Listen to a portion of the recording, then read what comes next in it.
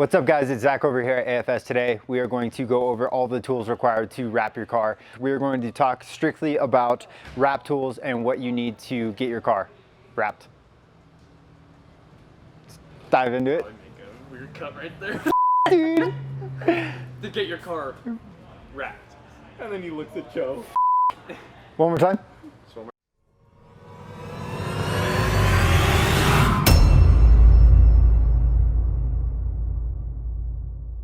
What's up guys, it's Zach over here at AFS. Today we are going to go over all the tools required to wrap your car. I'm not going to dive into any of the mechanic tools to remove and reinstall parts on your car, just the basics to actually wrap your car.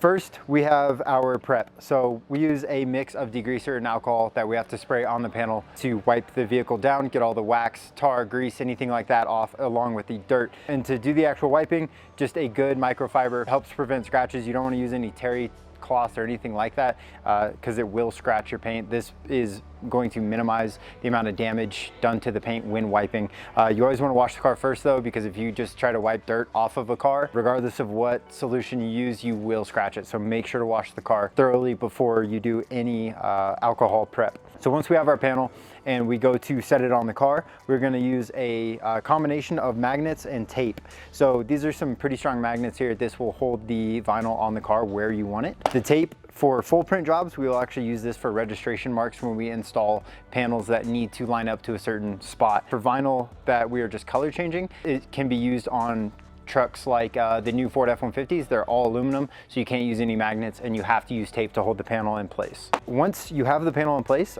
typically we are pulling full size 60-inch rolls that are going to go down the side of the vehicle. This is what we call snitty, and we use this to trim out each individual panel, your front door from your back door, from your quarter panel, your side skirt, everything like that.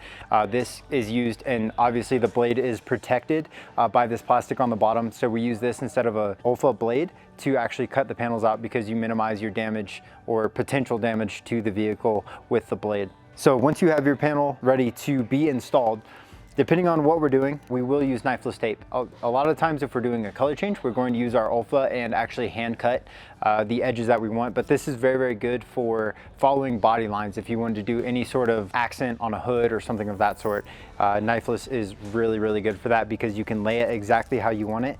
And with this is 3M design line.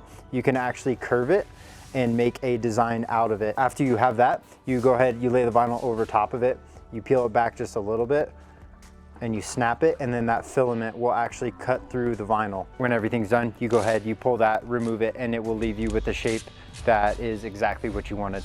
And that prevents having to put a blade to the middle of the panel of the car instead of cutting in an open gap. So it minimizes potential cutting of paint, which is a huge no-no. So this is a, I guess it's a cable tie actually, is what it's meant to be used for. You can get these at like Home Depot or any hardware store, but we actually use these to create templates. A lot of times we use them for antennas in roofs, like shark fin antennas. When we go to wrap the roof and we're unable to remove the antenna, whether it's very difficult to remove, not worth the time, whatever the case is, we can take this and we can actually create the shape of an antenna.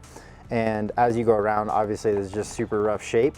But let's say that's our antenna shape, and now you have your antenna shape and you just measure it in regards to where it falls on the roof, and you put that on your vinyl. You're gonna cut about a ½ inch inside this shape, and you remove that piece, and now you have a template that goes around your antenna much easier than a full piece that's going to tint over and you have to sit there and cut it a bunch of times to get it to lay out. So this is a very, very good starting point for that. So now that we have our panels completely cut and they're ready for installation, our last step is going to be a tack cloth. You can get these at any paint supply store. They're used to collect dust off the panel. This is a crucial step because you will get a lot of dust that just clings to the panel from static, or just, you know, the air has some dust in it, whatever the case is. This is going to be your last step before you actually lay the panel. So just real light pressure, wipe it, and it will pick up a lot of the dust that you can't even see. Moving on to my Shag Pouch. So I keep this on me at all times when I'm wrapping. This carries all of my basics and essentials for what I need for the job. Obviously specialty tools, keeping the toolbox for when I need those. But we will empty this out and see what I keep on me at all times for installing. So these are cards and squeegees. So this is our Pro Tools Red Wing. This is my most commonly used card. I use this on basically every panel. I like the red because it gives some flex. It's not crazy flexible, but it's not super rigid either. So for curved panels, you can get everything in there. We use monkey tape buffer strips on there. You can cut those to size. That way we can make them work on a myriad of cards that we are using. I also have the wrap stick from Yellow Tools here, and this one is a little bit different from the Pain is Dead squeegee. They both have kind of their special place for when I like to use them. This one obviously has a finer tip. It gets in there a little bit better on some things, but this one is more flexible. So that one's better for tighter corners that this one just isn't able to get around.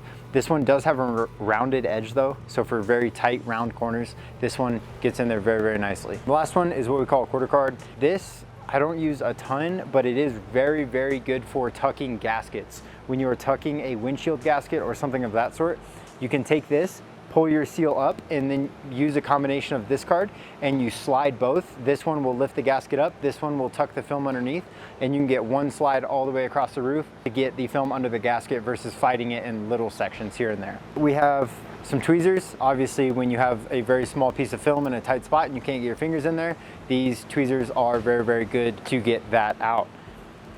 Most important tool, arguably, is our knife. This is an NT Cutter Red Dot. I like these because it has half clicks instead of full clicks like a standard Olfa. Obviously in the back you have your snapper for all of your blade clicks that when it gets dull, you just snap the end off and go on to the next one. This is my personal favorite holder. A lot of people use different holders, but this is my personal favorite.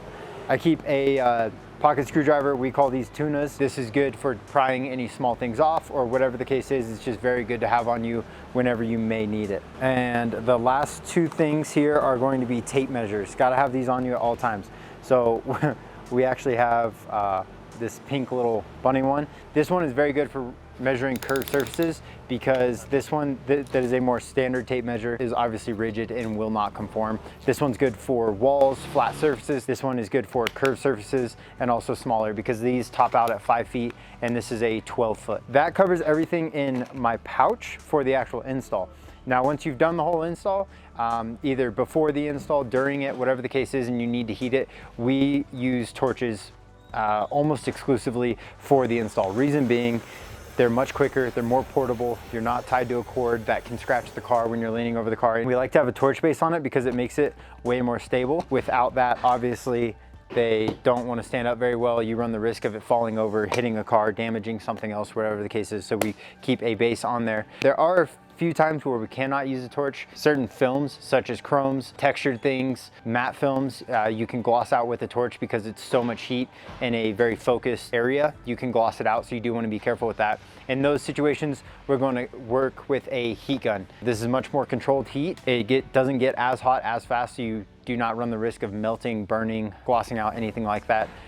You can still do it, it just takes a lot longer and a lot more negligence to do it with the heat gun. Afterwards, you always want to go back and post heat your panel, your edges, your corners, any recessed areas, things like that. Obviously for that, we are going to use a heat gun because the torch will get the film too hot without actually heating the adhesive and the panel. So the torch will damage the film without actually post heating it. So you always want to use a heat gun for that. Most films are around 200 degrees Fahrenheit for post heat temperature. For that, we use a infrared thermometer. Obviously point shoot, it'll give you the temperature, but you want to make sure that this panel has a resting temperature of over 200 degrees because if the heat gun just, the hot air is what this is reading, the panel is only going to be like 150, 160, and then it's not actually post heated, and then you run the risk of that panel failing in either a recessed area, edge with tension, or a corner, something of that sort, because the panel itself didn't actually get up to 200 degrees. So you want to be very, very confident that you do get the panel to at least 200 degrees Fahrenheit so you do not run into those issues. So these are really all the basic tools that you need to wrap your car. There are some specialty tools here, specialty tools there, different heat sources. We also use IR lamps occasionally. We also use some Dynaglows, which is a big portable propane heater for stretching bumpers of very, very large panels, especially for outdoor installs, something of that sort where you need a lot of heat very quickly, which obviously these focused heating sources cannot do for you. So there are some, different things here and there, but for the most part, these are going to get you through your basic install on a full vehicle wrap. All right guys, that sums up all the tools that you will need for wrapping your car. I hope this helps you guys out. Please like and subscribe to our channel. We are gonna be growing the channel. We're gonna be pushing out a lot of videos, a lot of how-tos, some dope content from the cars that are being wrapped in the shop. Check out our socials, Instagram, Facebook, TikTok, everything like that. You can stay up to date with us, our reels. We try to post stuff every day so you guys can see what it's like to actually wrap cars day in and day out.